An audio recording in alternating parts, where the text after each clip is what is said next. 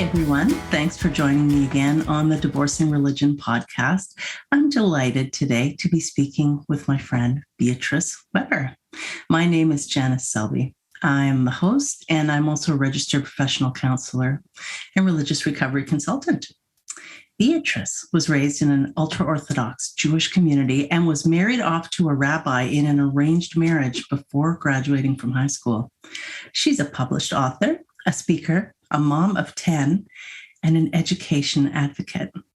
In 2019, Beatrice filed a complaint with New York City and New York State on behalf of her youngest son, since he was not receiving a basic education. In 2020, she was featured in a New York Times video op-ed calling on the politicians and educational officials to step in and ensure that all children in New York State receive an education. Beatrice joined us this year at the Conference on Religious Trauma for our panel discussion on religious schooling. So welcome, my friend. It's good to see you again. Yeah, it's good to be here with you. Thanks for having me. Your background is just so interesting. And in general, I find your story really inspiring. So there are other people who leave very fundamentalist situations, but I think being a woman and being a mother and leaving and having to build your life from the ground up just is incredible. It takes real strength and fortitude and commitment to yourself. Yeah, I mean, I think what's, unique, I would say, is me. It's like leaving, like I was an adult with children and grandchildren, like making this choice. That's, I feel like I still haven't, it's been a couple of years already, but still haven't fully wrapped my head around what that means, how the rest of my life will be so different because of it, what impact it has on the children with me, but also the children who are not with me and who are still in the community. It's,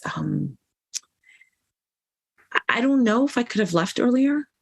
I think being the age I was 40, I was in the middle of getting a college degree.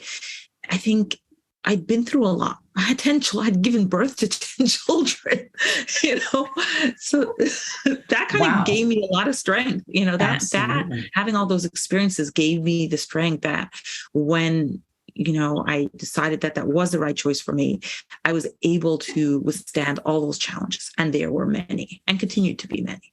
Yes. So give us a little bit about your background, if you would, and what caused you to leave. Already, I think folks will be intrigued knowing that you were finishing a college degree, because I think we have a very different idea, only kind of what we see in the movies about life in the types of communities that you come from.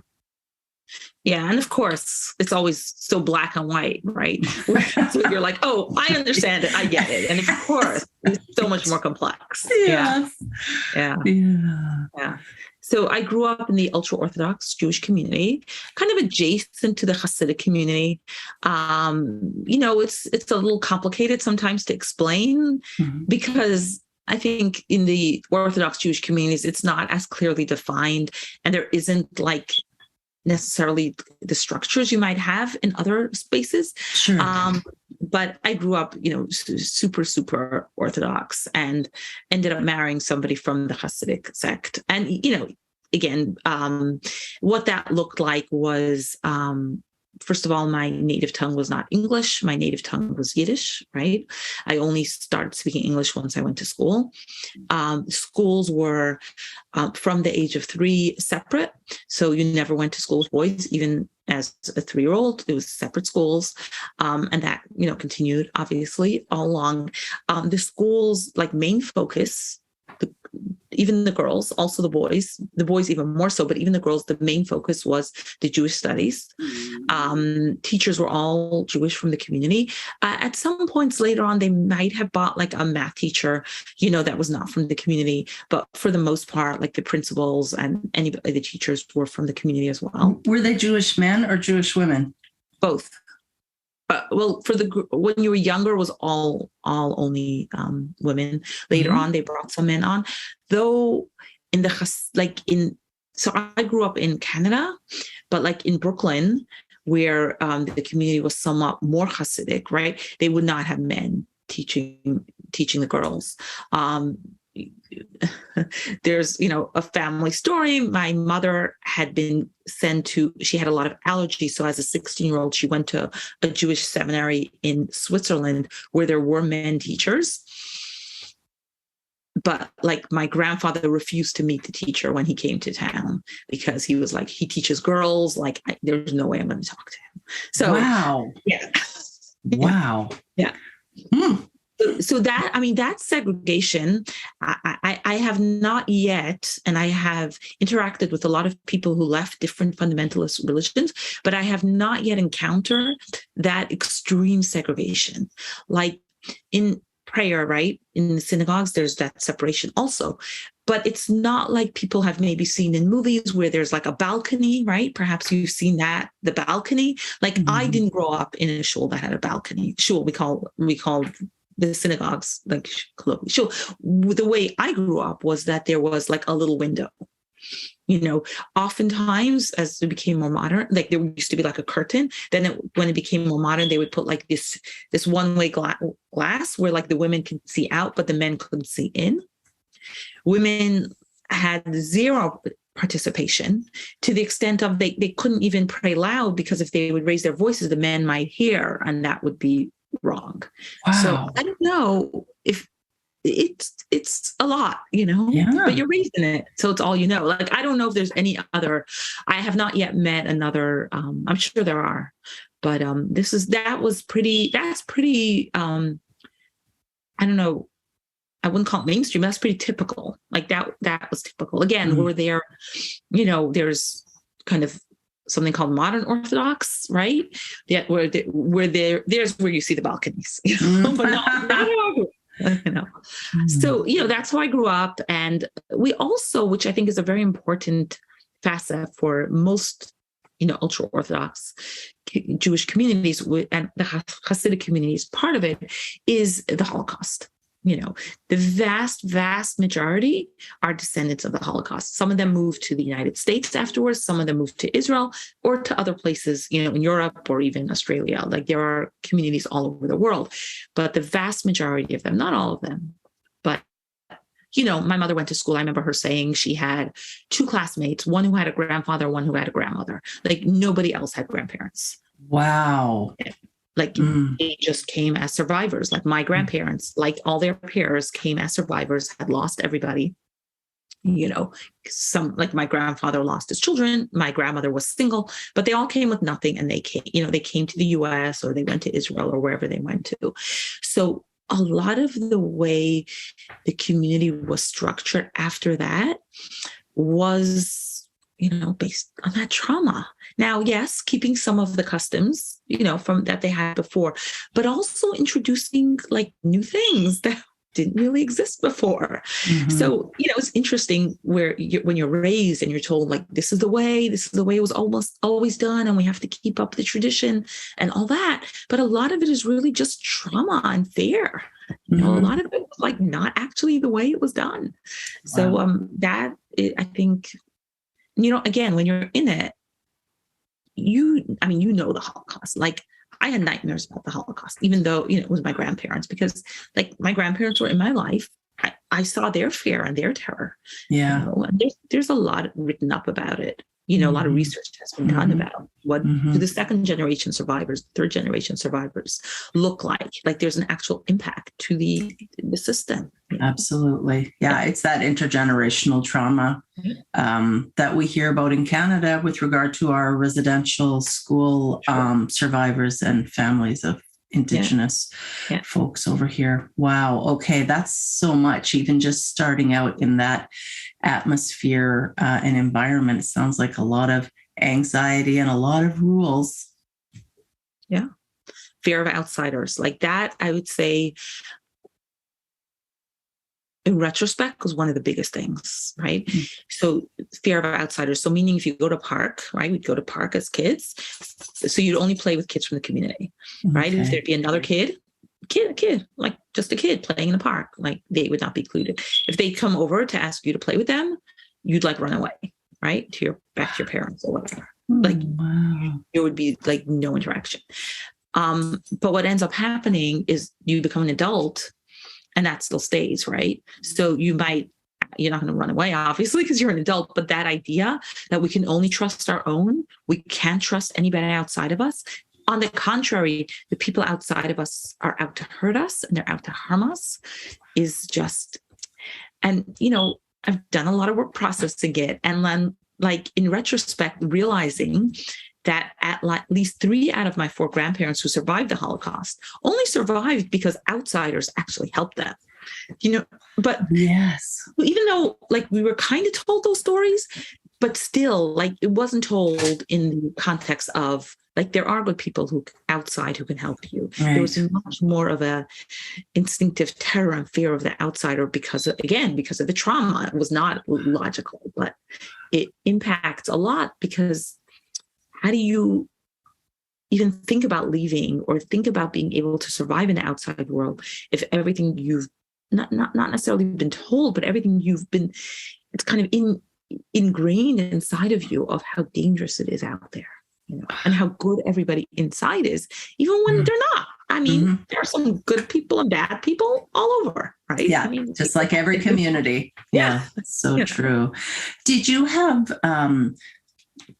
dreams for yourself when you were growing up, or were they just what was kind of prescribed for you? Like you're going to grow up and be a wife and mother of many children, and that is what you will do. Yeah, I really didn't dream beyond that.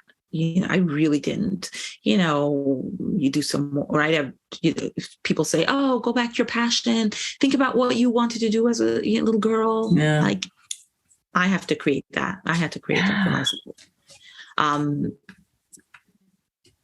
Some of it was the particular family system that I was raised in, where that's what my parents took on for themselves. Like they were going to make their parents proud no matter what. Like they were not going to pay attention to their own needs. So they kind of passed that down. And I was the oldest in my family and from the oldest grandchildren of my grandparents. So like, I don't like my children, even before I left the community, I don't think had that same intensity about it. But for me, there was no question that I was going to have to do. And I didn't like think beyond that. I had a little bit of a rebellious stage when I was like 15 or 16, when I started questioning some of the things. I started, dressing a little differently, which meant I wore knee socks instead of full tights. Right. So, there's that strict dress code, right? So from 3, if you're a girl, you're wearing skirts below your knees. Some little girls start wearing those full tights when they're 3. We started when we were 9. You're wearing those long sleeves covering your elbow at all times, no matter what. Wow. The collarbone, right, covered. Yeah. When I was in high school, they started doing it where they would measure your skirts to make sure they somehow came up with this like 4 inches below your knee. Yeah. Like, trust me, like nobody back in Europe like did any of that. But there we were, our skirts being measured to make sure that they were long enough. That's so in league also with fundamentalist Christian. Oh my God. And there was measuring, and how low could you bend your legs before your skirt would touch the floor, that sort of, that's really interesting that it's all the same control, we will control you. Yeah. Yeah. I mean, and Jews are the chosen people, right?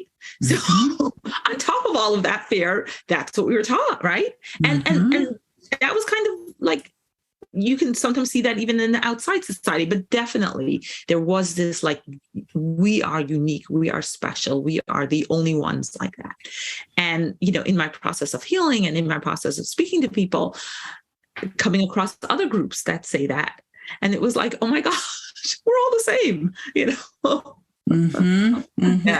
I'm just going to say again with Christianity, I mean, yes, Jews definitely elevated as the chosen people. And if you could find a friend and befriend someone of a Jewish heritage, wow, that was like just a fantastic, amazing thing that would happen. So very, very beloved among Christian people. That's just so interesting. But again, like the way we were raised, and this is also trauma, not maybe so much Holocaust trauma, but probably more generations back, where like if you passed a church, you were supposed to walk around it, not right in front of it. We're not allowed to look at a cross. You're not allowed to look at it. So this is funny. Wow. So when we wrote the letter T, the small letter T, which looks like so we had to write it with a little curl underneath it. That's how we were taught to write that letter. Wow. I had no idea. Yeah. Isn't that something? Oh my gosh. People get these ideas in their heads and then they're passed down and passed down. Yeah. And it was like, but again, there is a real fear of Christianity. But if you look back historically, in Europe, like it also comes from somewhere. It comes from something. Exactly. And I've had the pleasure and privilege of reading some of your work, I think on Medium. Are you still writing and cataloging your experiences? So I'm really hunkered down now and I'm determined to get out my book proposal by Q4 of this year. So hopefully at the beginning, I'm almost done with it. I'm working with somebody. I'm very excited. So, I was writing my book for quite a bit and then took a break with that. And I'm really working on this book proposal because excellent. Your stories are the way that you have of drawing readers into the stories of your childhood and your marriage, your wedding night. I want everybody to read your book when it comes out. But I'll take us back now to your story, because I'm wondering if you grew up steeped in all of this and feeling such pressure not to disappoint parents, grandparents, so forth. When did you start thinking, I have to get out? At what point? Way later, right? So I get married at 18. I have my first child at 19, my second child at 20. I'm like, we live in Israel. For the first 11 years, we lived in Israel. And this little subculture, right? Because there's so many subcultures, right? So there's like a pride in getting a son-in-law who will be a scholar. And my parents supported us financially for all those years. And we went to live in Israel. We lived in Israel for 11 years where, there was kind of more elite learning happening. They called it learning. The studying was called like learning. So there's kind of this like endless, like it never ends, right? So we finally moved back after 11 years. By then I had 7 children. My oldest was 10. And then we were going to continue the same thing, but in New York, but it was the same thing that, he would continue learning. My parents would be supporting us, and I'd be keeping house, right? At some point they bought us a house, which had rental apartments there. So that became the way we were financially supported. Yeah. But finally, after 8 children, I had a miscarriage. And it all caught up with me, and I kind of crashed, I would say. I would have described it then as depression, right? Depression, suicidal feelings. It just got caught up. I worked so hard. Oh, yeah. But I didn't stop, right? So it would be like every weekend you have what's called Shabbos, right? So for that, you cook 2 meals. And if you're a really good mother and wife, everything is homemade. So I'm baking the challah, which is a type of bread. I'm baking the cakes. I'm cooking the dessert and the fish. And it's like a 5-course meal. 2 of them, right? And while still caring for all your little children. And I'm caring for the children, and I'm keeping the house clean, and I'm like doing all the things.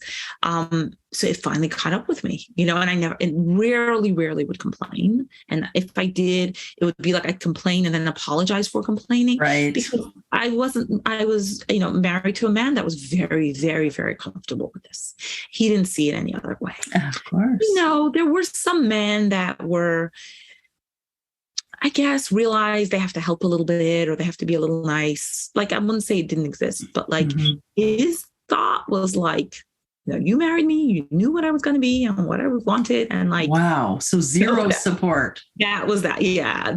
Wow. Yeah. So if I finally all came crashing down, it finally came crashing down, and I got scared. I got really scared, especially when I started having suicidal thoughts. I was like, oh my gosh, I have a bunch of kids. Like this can't happen. I got scared. So I first went to a doctor who, did the whole workup and was like, you are so healthy. You are totally fine. And he's like, have you considered therapy? Again, this was a doctor like who worked in a clinic in the community. Okay. Because what's happened over the years is the community, especially in New York, because they're very large, they have large population, has really been able to establish whole systems that support them, including healthcare systems. I mean, they have connections in hospitals and in places, and then they actually own some of the large clinics. So the expectation is that you will see doctors there. Yeah. But he did tell me, he did say, I recommend therapy. So I came home and was like, doctor said therapy. And, again, in retrospect, not surprising, but, my mother was like, what do you need that for? Just get more cleaning help. You'll be fine. He was like, there's no money for therapy. And my friend's wife went to therapy and it's such a disaster. They ended up getting divorced. So, yeah. So I don't know, like that was like what my first moment where I was like, I'm going to figure this out on my own, and there was a clinic also in the community that took Medicaid, and we had Medicaid at that point, that took Medicaid. So I was able to see my first therapist, and that started a journey of starting to unravel. It took a while. It took me 1.5 years in therapy till I was even willing to look at what was going on in my marriage. I didn't see it as a religious thing at all. It was just like my marriage, right? Wow. And was the therapist Jewish? Yeah, they were both, yes. Okay. Yeah, I think they didn't know what they unleashed, Wow. So you had 8 kids at that time? And then I had a 9th, like at the beginning of my therapy, I had a 9th. And then my 10th was born later. Yeah. Wow. So not till 1.5 years into the therapy were you able and ready to start going, oh, you know what? This is bigger than just my marriage. No. It took me 1.5 years just even to say, maybe there's something wrong in my marriage. Oh, wow. Then, oh, wow. I have quite a stubborn streak to myself, clearly. like I think to myself sometimes that, it's good. Like this stubbornness is what keeps me going today. But like it also is what kept me in for so long. Because I think if I wouldn't have had that, I think much sooner I would have seen what was going on or would have been unable to tolerate it, So yeah, but once kind of that came out and I started speaking to people, because I had never told anybody about the things that happened during my marriage, right? So things like that, even people in the community would be horrified about, like, my first baby who was born a preemie, I woke up in the morning, like bleeding, and he went to synagogue to pray and like refused to call the doctor until like he got permission from a rabbi, and then got a non-Jewish person to call the doctor to get me, like, those were things like, and then like the miscarriage that I had, same thing happened, but at least then I had enough sense, or not enough sense, but I was stronger and felt okay with making that call when he refused to make the call. He refused to make it. I was responsible for a kid, so I picked up the phone and called. But people started hearing these stories. So there were, rabbis that were, my parents and rabbis were like, okay, we need to make this work. Like, yes, they didn't, I guess I came with such like intensity that they didn't just brush it away. It was like, they took it seriously. I was like, okay, how can we help you? How can we make this work? How can we make this work? So then, I went on this like 7-year path really of different marriage counselors, right?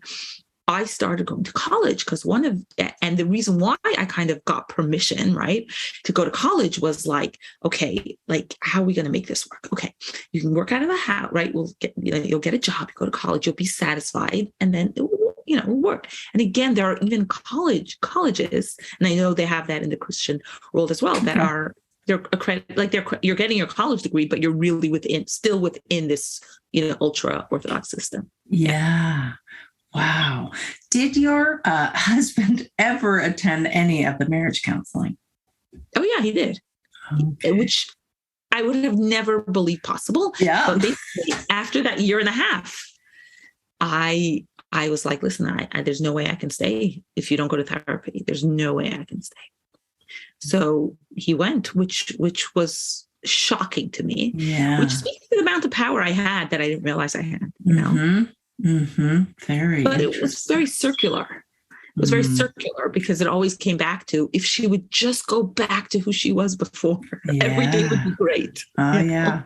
Great for him. Mm-hmm. Right. Again, like I think he still, till today, I think he still doesn't get it. Yeah. Just because of who he is, how he was raised, what he was told his whole life. I think he still doesn't get it. You know, I've left 8.5 years ago. Right. And, you know, the only interaction I have with him is because of my youngest son, my 9-year-old son. Right. But yeah, he's doing his thing, and he believes that's the right way and the only way, the only right. Yes, exactly. And so you were able to attend college and start getting higher education. And what did you study? So my undergrad was in psychology, and my dream then was to get a PhD in psychology, which maybe I'll do, maybe. But, you know, great. I graduated my undergrad, right? And got the psychology award, was also proud, started going for my master's. And I was in the same class with PhD students, and I saw what was going on. And I was like, there's no way I can't do this. And this was already like 2011. And I left in 2014. So the fact that I was going to leave was becoming more and more real in my mind. So my desire to really get a job where I can actually earn money and support myself was becoming much more, you know, important to me. So I left after one semester and then went back to the nonprofit that I had been working previously. It was a nonprofit in the community, but started working there full time, you know, and eventually became director of operations there. So, and because the kids were old enough to be in school by this time?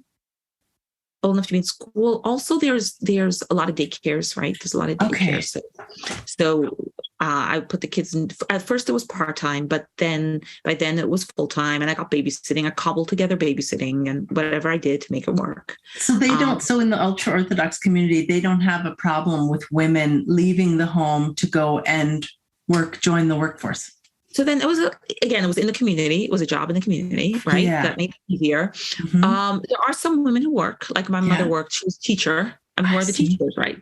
So there are some women who work like in the community. I was kind of given, again, because it was like there was a fear of like my marriage falling apart. Right. So, but yeah, there are women who work. Interestingly, especially the young women, right? There are many very, very bright young women who don't have the opportunity to go to college, right? They're not allowed to go to college. So they end up becoming like, you know, administrators or secretaries for men in the community, okay?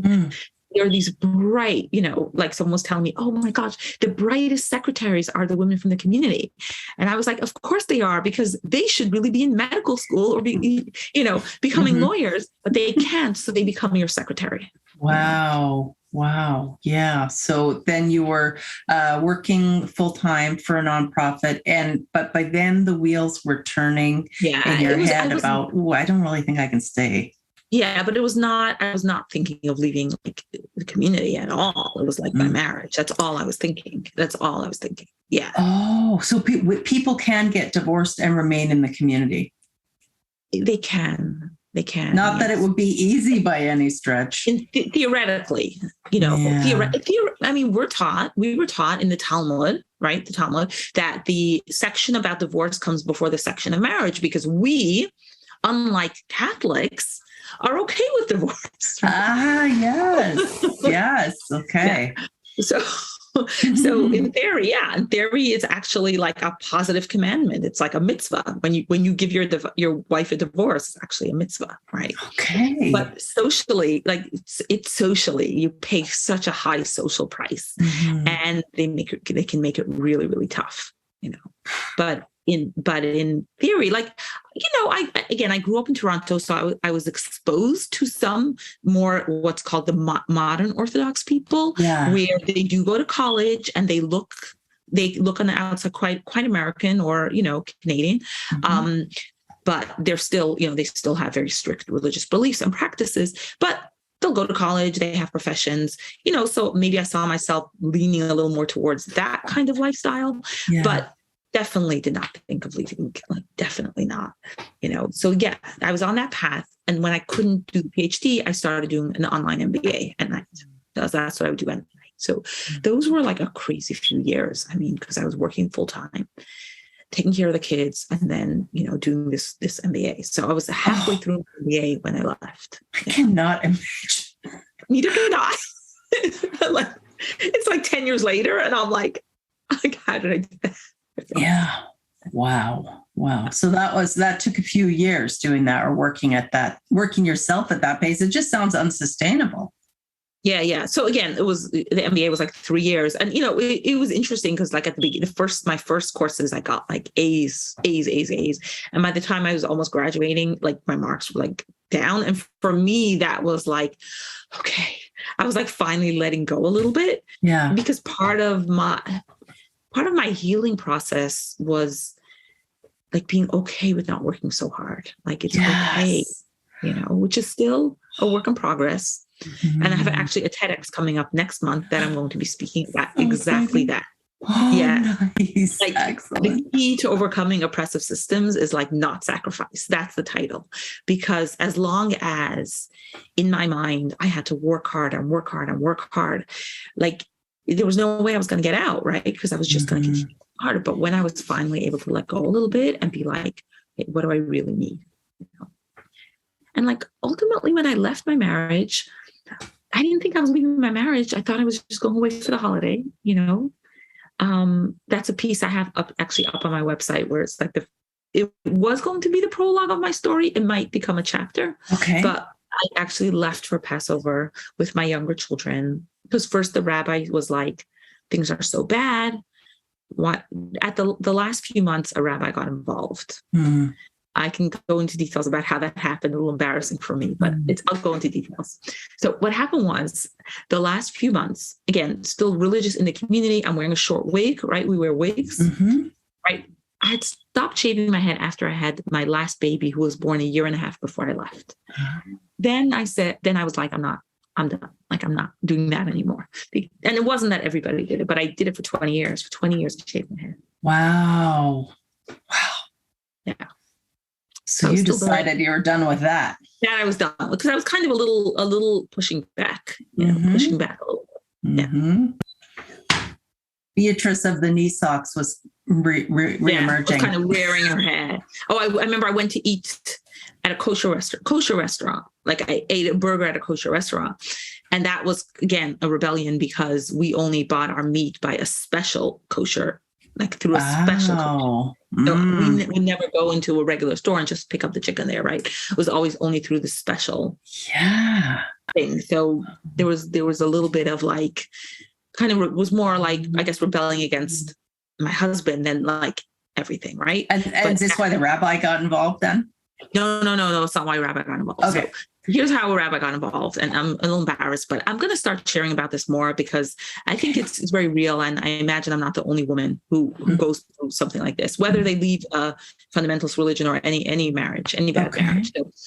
So a couple of months before I left, we had been done with our last bout of marriage counseling. And I was like, so done. There was just like, it was clear that like nothing had changed. I had thought, I'll have my baby, like things are better. And it was just became so obvious. Like, this is how it's going to be. I was turning 40, so but I had no idea how I was going to get out. Like, how on earth was I going to get out? When I asked him for divorce, he told me like, you can leave, but you'll never see the children. And I had heard many stories of women who had left and did not have their children with them. So it was not an empty threat. It was something that I knew happens. So what was going to do? He wouldn't leave. Like, I finally moved out of the bedroom. He wouldn't even leave the bedroom because he wouldn't leave, right? Mm-hmm. I'm like, I don't know how women do that. How do women get their husbands out of the house or out of the bedroom? I can't do that.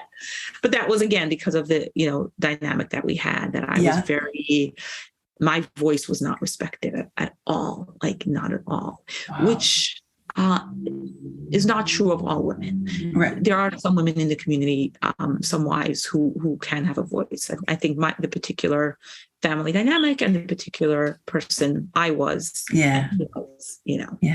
Mm-hmm. So anyway, I ended up on this website where one of these old chat rooms that I don't think exists anymore because now there's social media, but I ended up talking to different men, and I ended up being pretty sexual, meeting with a couple of them. Mm-hmm. There was no actual sex because that is forbidden, right? Oh, okay. That would like make, so there's like layers of punishment, like biblical punishments, right? So that would kind of bring onto me this like awful biblical punishment. And I would never do that because I was scared. I mean, part of it was I wanted my ex to find out because, again, according to the rule, if a woman is unfaithful, he has to divorce. Right. But they make it very hard because you have to have two witnesses and all that stuff, right? Yes. So he did find out because I left my laptop with emails open once. So he found out. On purpose, yeah. You know what? It was, I was very much in that space where I was like, no, I didn't do that. Because my therapist, you did that on purpose. And I was like, nah, no. So there was a lot of like my subconscious and conscious kind of really fighting, figuring out. He found out, he told the rabbi got involved. I will say that the rabbi gave it to his assistant or whatever. There was kind of a sense, at least that I got, was that they were like, there's more to the story. Let's see let's talk to her. There's more to the story. Mm-hmm. And I mean, they wanted me to stay married at all costs, no matter what. Yes. Right? Mm-hmm. So it was the kind of help that was, let's help to make sure things stay the way they are. Yes. Oh my goodness. Yeah. And so then you ended up going away on a holiday. It was a holiday. It was a holiday. So what happened was one of the things so my older children were coming back for Passover because a lot of them were in schools, they were older teenagers. So they were in, different places, but for Passover, they were all coming back. And the rabbi was like, I think you should go away for Passover. It's going, because they were all so angry at me because I was, standing up to my ex or whatever. Yeah. And I mean, to me, it was basically once he told me that he'll that if I leave, he won't let me see the children again. He spoke to the kids, and then I started getting phone calls and emails from them, and they were determined to get me to behave, get me to be back to who I was before. How painful. Yeah. And here I was stuck, right? Yeah. Because I'm in the house. I'm not going to leave because I'm not going to leave my kids. Yeah. But what do I do? What do I do? So the rabbi said, okay, just go away for Passover with your younger children. Go to a family, go to family. People do that in the community. Go to cousins. Go for Passover. Like, it's going to be way too much. And then my ex found out and told the kids that they're not allowed to go. He forbade them from going. Pastor, you have to stay with your father. Can't go. So then I get a call from the rabbi. So sorry, your ex is fine with you. Your husband is fine with you going, but the children, he says the children don't want to go with you. Right. And I will say the anger, right? The rage. Ooh. And I felt it, right? Yeah. People say how bad anger is. I think anger is awesome. Very empowering. Not for anger, I would never have made these choices. I was like, oh my gosh, like this, because this is what I lived with. Like, this is the kind of thing I lived with. Yes. This is how I became so trapped and enmeshed. So I said, that's it. I'm going to figure this out. And that's I started planning, and I ended up leaving in the middle of the night with the four youngest. Like the fifth one didn't want to go with me. the four youngest, I will say this disclaimer: don't do this. Like, don't do this at home. It carried a very high risk. I don't think anybody familiar with domestic violence would recommend anything like this. Yes. Which, even though there was no physical violence, at least towards me, there was definitely a danger of something happening if I was found out. But it was what it was. That's what I did. Ended up at my brother's house moments before the holiday. But during that day, I was like, there was no way I'm going back. You know, I had to get a burner phone. I had to rent a car because I was so scared he would find me. And I'm like, I'm not staying in a marriage where I have such fear. Like, there is no way. Wow. So how old were the children that came with you? 12, 9, 7, and the baby who's a year and a half. Oh my gosh, I just cannot even imagine that. Yeah. And then I was very much in the community, so much so that, you know, I had to raise money for family court, which I did, and it got used up in like 2 weeks. I raised like $20,000, but it got used up like right away. Wow. You know, my father came to court to support my ex. I had all that. To support your ex. Yeah, wow. I had all that. You know, and it was a court that was within the community, I went to regular court. I went to regular court because I was so scared. Yeah. Because I was with my brother, and my brother made it very clear to me there's no way that he can stop people from coming to the house. So I was like, I'm going to court. And he was like, if you're going to court, you can't have your kids here. So you have to leave. So I ended up leaving, after a week. You were leaving. So unsupported. Completely. And I did have some friends. A lot of them from the job that I worked at, but even some of them that were, their husbands were my ex's friend, were supportive of me at the beginning. A lot of them realized that I was in a really rough marriage, So, again, when I left the community, that's a whole nother story, But I had, my family was completely unsupportive. But at some point, my parents said to me, if you go to the Jewish court to deal with this, we'll pay for it all.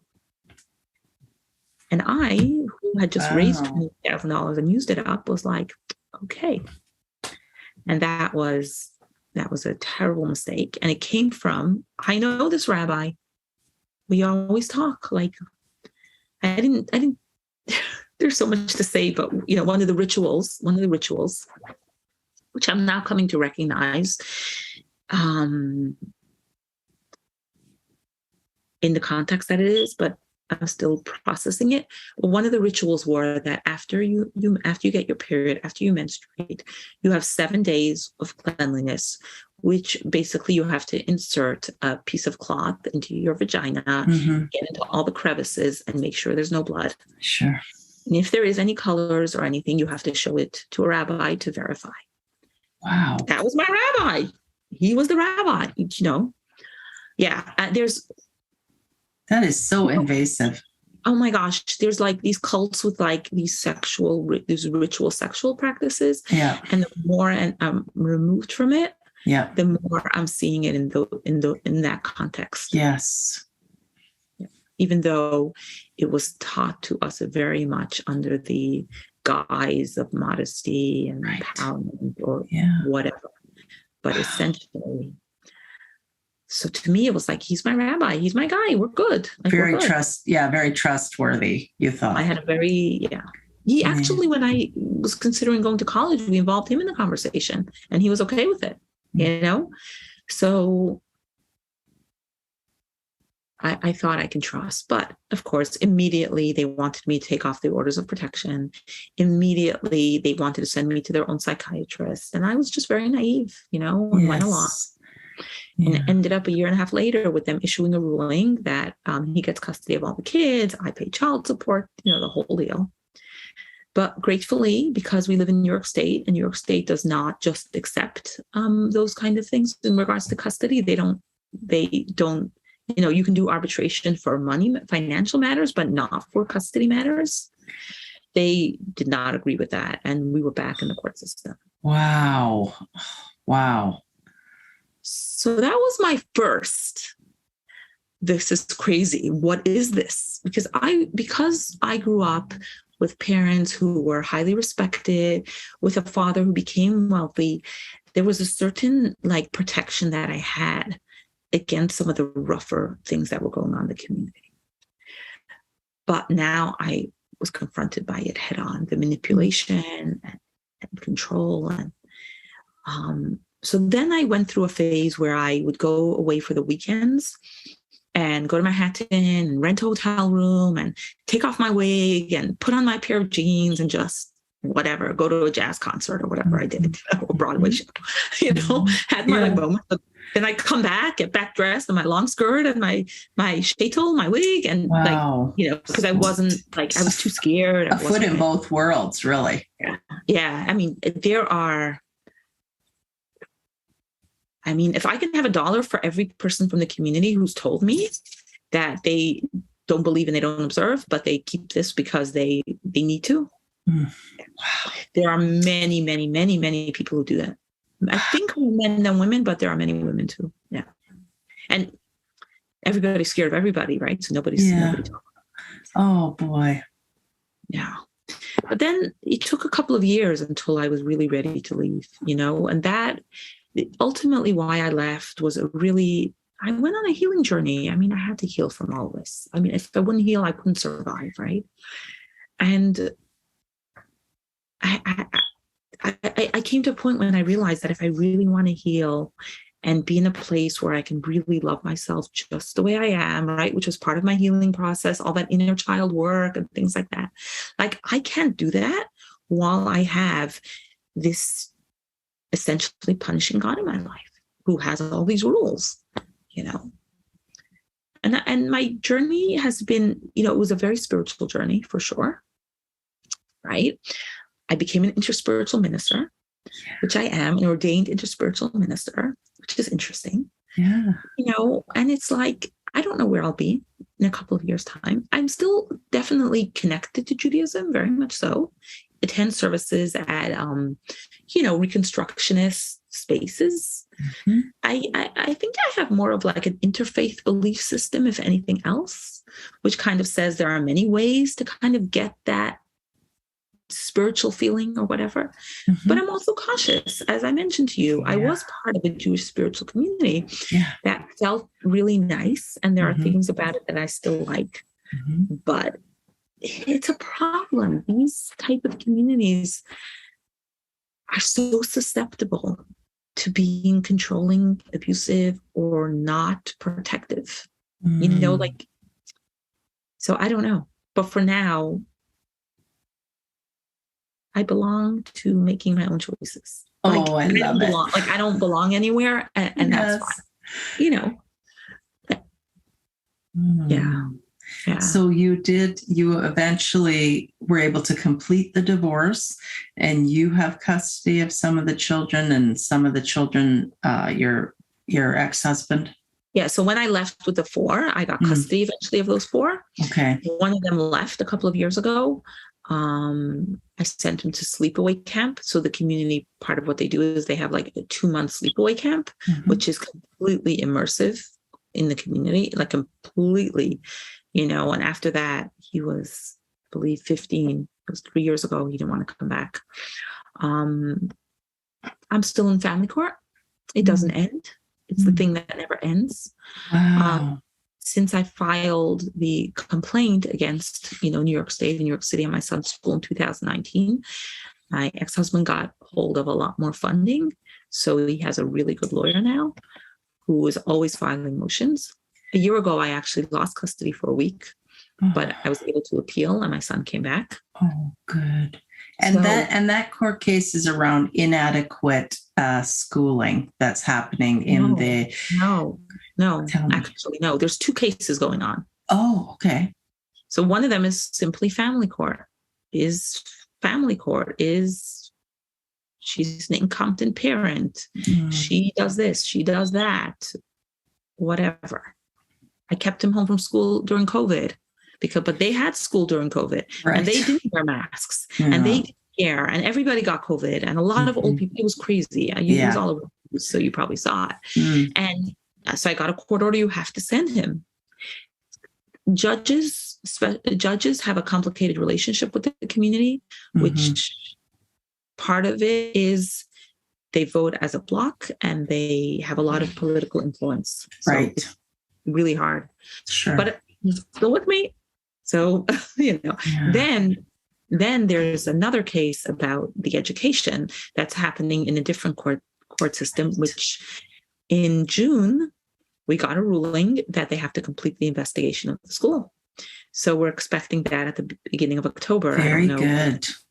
Probably before you release this, I imagine we're going to have at least the investigation complete.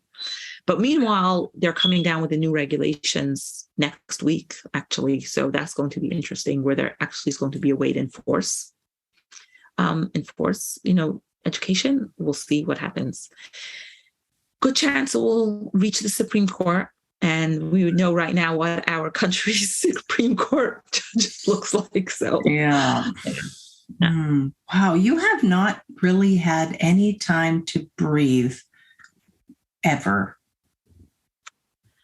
That is a good point. And, part of it is, you leave. And I think that's going to end up being a big theme in my book. Like, you leave, but you never really leave, especially if you have children. But even if you don't, it's like I walk down the street and I look like a regular American woman, right? But I'm telling you, I don't feel like one. But I would say that one of my edges or one of my challenges or one of my things I hope for myself is being able to relax. Seems like a tall order sometimes. Yes. But definitely something I hold kind of as a North Star and try to find moments. Yeah. I've definitely taken on meditation as pretty much a regular practice. There have been times that I've, done it for longer or more consistently, but it's definitely something that I use as, a resource for myself. And that's exactly what I wanted to ask too. I mean, there were so many things about leaving that were just so hard for you. Was there anything that was empowering, or any resources or groups you came in contact with, books, podcasts, anything that did help along the way? Yeah. So I'm trying to remember. So initially when I left, it was just about divorce, right? So then it was about divorce. Then it was, oh my gosh, I was so into narcissistic people and what it means to be in a narcissistic marriage. I was like obsessed with that, reading all the books, reading all the things. There's someone, Tina Swinton, I think her name, One Mom's Battle, that she put out a book and has kind of a Facebook page and resources. So that was like a big deal. Like, how do you divorce someone like that? Okay. So that was definitely a big deal. I mean, I was in therapy all along. So I always had like kind of my therapy, which I switched over the years. And part of the reasons I switched was as I switched, because initially I had like a religious woman as a therapist. Yeah. And then realizing, and she was somebody that had come into the community as an adult, but realizing that as much as she was, I think, trying to be objective, she couldn't, so kind of moving kind of that, doing different healing. I did, different healing kind of work, psychodrama, different things that came my way that I would kind of dabble in and figure out. I did come across Marlene Winnell's book, Leaving the Fold. Leaving the Fold, and then eventually actually attended one of her workshops Beautiful. In 2018 in San Francisco. Yes. I knew about the organization Footsteps. I knew about it even before I left because it is notorious in the community as being this big bad thing. And one of the things rabbis wrote about me, one of my bad things was that I'm a member of Footsteps, which I actually became a member of Footsteps. I was just looking at my emails in 2018. But I think knowing that they were around, there was a write-up I read from an organization called, Unchained at Last. So one of the things I didn't mention is the restriction to the internet that exists in the community. So for most of my college going, I had a filter on my internet, so I couldn't just access any websites. But towards the end, like my computer shut down, I had to reset it. I didn't have a filter, so I was able to just read about different people who had left. Wow. I needed a balance of people who left other communities as well as my own. Not everybody does. Some people are more comfortable staying within. Sometimes it's very triggering for me because their stories are so similar to mine. Mm-hmm. Sometimes it's triggering because I see people who could have been my kids, right? And those 7 children that don't live with me, don't talk to me, don't invite me to their weddings, It's very, very, very, very painful. And I don't know if there's a resource for that. Right. I don't know. That's a resource I'm still looking for, because it's something like I can't even talk about it, because it's I used to think a lot about what could I have done differently. I don't know, but I realize now I don't think there was something. I don't think so. That's not what it's about. Mm-hmm. But for now, it's like it happens when you leave. It happens. That's what happens. Mm-hmm. Yeah. Yeah, the losses and the mourning that's required is kind of an ongoing. Yes. Yeah, it doesn't end. It's not like you grieve it and you mourn and then it ends. It doesn't end, Right. And it's like my daughter's engaged and she's getting married October 25th. So I had a friend on Facebook congratulate me. And I'm like, yeah, I heard, because my ex texted, I didn't tell her this, but my ex texted me and then asked me if I could drive the little kids who live with me to the engagement party. So I knew about it. And I was like, oh, do you have a picture? I asked this friend, oh, did you see a picture? So she sent me a picture that she had seen in some group. But it's like, your heart. Your heart. It's like, it's heart-wrenching, And then I had a friend tell me, oh my gosh, you're so strong. Like, I'm in this family court thing, right? That's like ongoing. That's taking so much out of me. Mm-hmm. He's like, look at you. You're so strong. What you're managing. And I'm like, it takes its toll. Yes. When there's so much pain in so many different ways, yes, I have that stubbornness. And I will show up in family court and I will be fine and I will say what I need to say and do what I need to do. But there's a certain hardness that develops. Yes. That that makes me very protective from the outside world. I don't let people in. Mm-hmm. I'm just being really honest and vulnerable because I know there are other people that go through the same thing. Yes. It takes its toll. It does. Mm-hmm. I'm grateful.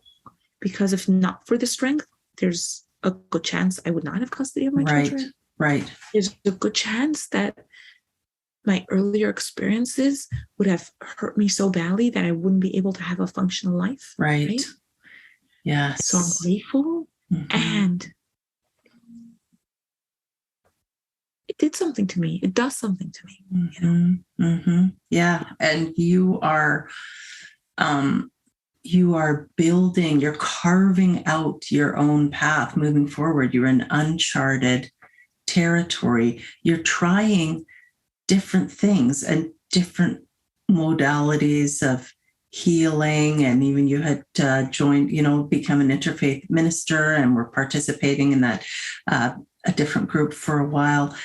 You're figuring it out as you go, like we all are. And you're just doing the best that you can with what you've got. And some days you've got more than other days. Some days all we can do is just get out of bed and just make it through on autopilot, but we've made it. And the next day is a new day. Yeah. And, it was fascinating because I was sitting with a group of women. So I joined something called the National Speakers Association. So they have a charter here in New York City. So, I've been speaking a little bit. So I'm like, let me join the organization. Yes. So I'm sitting there and I'm kind of saying something like, I come from this community. And so you guys look at me like I'm just like a regular person, but I don't feel that. And all the women around were like, mm-hmm. We feel the same.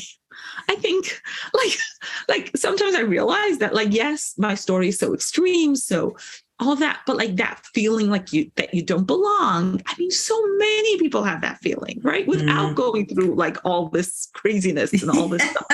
So I think a lot of it is learning, when you grow up so religious, right? And there's always a religious solution, right? There's always a religious solution to any problem. And there's always a way to, fix things and the way things are supposed to be. I think when you go out and you live in the regular world, just learning that things are normal and these things, this is how people live. And like you say, carving your own path. Yeah. Most people aren't raised to know exactly what they're going to do when they're 18. And then that's their life. Most people, yes, they might have, family members whose path they follow and influences, but most people are really trying to figure it out. Yes. Right. So, we may have gotten a late start. Like I have gotten a late start, very late start, because I couldn't think about it till I was, 40, till then I was someone else's vision for myself. Yes. But it's not different than, other people. And I think that helps me so much, and I think that's why so much of my journey was connecting with people who were leaving other religions. Yeah. Like when I realized that what I go through is universal. Right. Mm-hmm. It's not only people who leave my community, it's people who leave all, fundamentalist religions. Oh, it's actually all people struggle with similar things. It kind of makes it more of like a human experience. Exactly. Yeah, that's what was so healing and helpful for me in attending Dr. Winnell's retreat in San Francisco, also rubbing shoulders with people who came from different backgrounds from me, but they were equally fundamentalist. And we all could support and encourage and cry with each other. That is really hard, leaving that community and starting over. And you're so vulnerable. That's a difficult thing to do. And so when we can build our own secular supportive community, it makes all the difference. I find you absolutely inspirational. I'm so glad that you came to talk with us today. And I'm excited for your TEDx talk. That's going to be great. And I'm even more excited about your book. So please keep me posted on that. That's very exciting. And that pretty much brings us to the end of this podcast. But I just wanted to thank you once again. And please stay in touch. Yes, thank you. All right. Take care of yourself.